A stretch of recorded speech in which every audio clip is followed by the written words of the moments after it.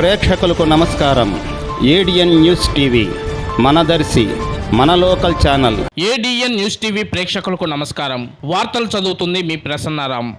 ప్రకాశం జిల్లా Darsi excise station సర్కిల్లోని 5 మండలాల పరిధిలోని 23 మద్యం షాపులపై ప్రభుత్వ నిబంధనల మేరకు ఎలాంటి అవకతవకలు లేకుండా వ్యాపార నిర్వహణ జరుగుతుందని provision and excise inspector K Srinivasarao తెలిపారు. దర్శి నియోజకవర్గ పరిధిలో మద్యం దుకాణాలలో ఎంఆర్పీ రేట్ల కంటే ఎక్కువగా మద్యం అమ్మకాలు చేయడం గాని, వ్యాపారం గంటల కంటే ముందు షాపులు తెరవడం గాని, రాత్రి 10 గంటల తర్వాత షాపులు తెరిచి వ్యాపారం చేయడం గాని, షాపుల్లో లూజుగా మద్యం అమ్మడం గాని జరగటం లేదని శ్రీనివాసరావు తెలిపారు. కానీ కొన్ని గ్రామాలలో అక్కడక్కడ అనధికారికంగా మద్యం విక్రయాలు జరుగుతున్నట్లు మాకు సమాచారం ఉందని, ప్రతిరోజు బెల్ట్ షాపులపై దాడులు చేసి కేసులు నమోదు చేయడం జరుగుతుందని ఆయన పేర్కొన్నారు. ప్రస్తుతం మద్యం పాలసీలో గత 6 నెలల కాలంలో బెల్ట్ షాపులపై దాడులు చేసి సుమారు 76 బెల్ట్ షాపులపై కేసులు నమోదు చేసి 76 మంది వ్యక్తులపై కేసులు నమోదు చేయడం జరిగిందని శ్రీనివాసరావు పేర్కొన్నారు. సుమారు 860 మద్యం సీసాలు స్వాధీనం చేసుకోవడం జరిగిందని వివరించారు. అదే విధంగా బహిరంగ ప్రదేశాల్లో మద్యం తాగుతున్న వ్యక్తులపై దాడులు చేసి 18 కేసులు నమోదు చేయడం జరిగిందని, శనివారం కూడా దర్శి నియోజకవర్గం దొనకొండ మండలం వద్దిపాడు గ్రామంలో చేసిన దాడిలో